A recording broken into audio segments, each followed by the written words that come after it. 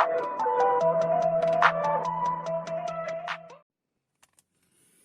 day guys, Mark here again and welcome back to my channel. If you're new to my channel, you love cars, DIYs, and anything under the sun, please consider subscribing and check out my playlist. So, good morning mga paps.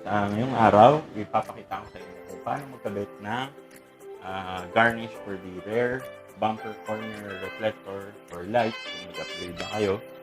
And this is actually for added look and kumbaga mas magiging macho in a way, and also parang unique magiging itsura ng Toyota Rush. So ito yung ating garnish guys. This is actually for all year models, any variants po. So ang available lang ngayon natin is chrome lang po. This is made in Thailand, kaya maganda po yung quality. So, okay. Ang kailangan nyo lang guys sa DIY na to is very simple. Isopropyl alcohol and some clean paper towel. That's it. So, simulan na natin.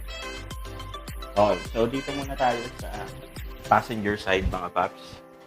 Ang gagawin nyo muna is ayoko na kasing galawin yung parking. Linisan nyo muna. Pero, bago yan, check nyo muna kung nasa tamang side kayo. Ang garnish nyo. Okay, good. So, lilinisan nyo yan. Kaya siya i-sprayan ng isopropyl alcohol para yung mga oil at dumi is mawala. Para yung kampit ng mismong tape guys is maganda. Kasi pagka madumi yan, aangat-angat lang yung inyong double adhesive tape. Masasayang lang. Okay, tanya, diba? Dumi. Mukha siyang malinis, pero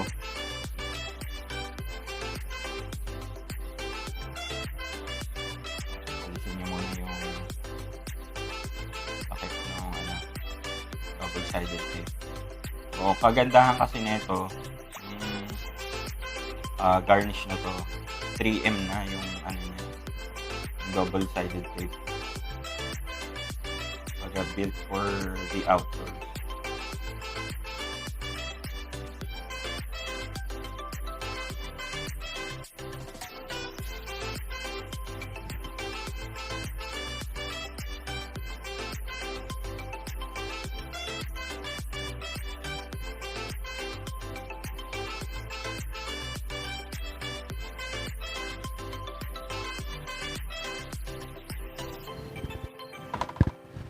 So, eto na.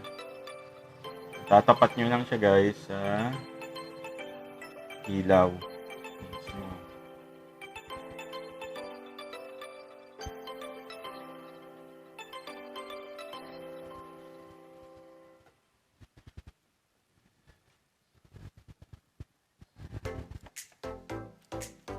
yan. So, tingnan nyo yung advantage guys pagka nalinisan nyo ng alcohol. Sobrang kapit na kapit. So, one down guys. Tingnan nyo. Oh, diba? POGI. Para siyang naging parang cat's eye. So, doon naman tayo sa kabila guys.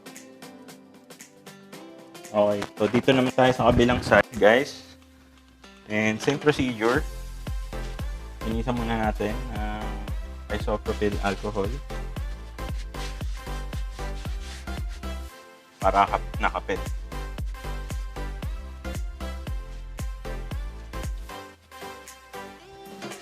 Baga, at least pagka naglagay kayo ng garnish, hindi na masyadong plain, di ba? Rear bumper.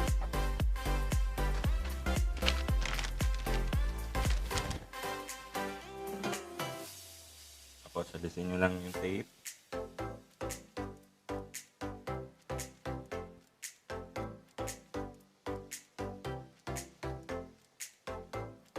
Hindi pala yung tape guys. Alisin nyo yung takip ng tape.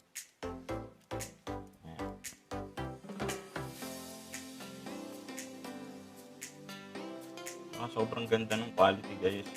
Hindi siya yung ano, yung parang cheap na plastic. Diba? Tatapat nyo lang guys. There you go.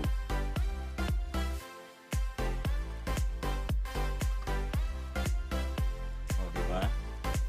POGI.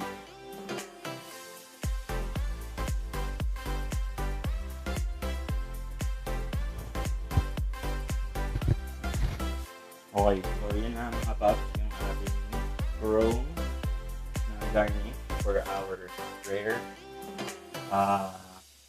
bumper light or rare corner reflector. Yan. Diba ang ganda? So, kung kayo gusto nyo i-dechrome, pwede naman. Bili lang kayo ng rubberized na paint and pwede nyo siyang i-dechrome and then pag nagsawa kayo, pwede nyo na lang i-fill ko. Okay? And that's it for me today guys. Hope you liked the video. If you did, please give this video a thumbs up. At kung hindi pa po kayo nakasubscribe, hit nyo na po yung subscribe button. Again, Mark na pala ulit. And kung kailangan nyo po ng parts and accessories ng inyong sasakyan, link po sa description section below. Once again, Mark na pala ulit.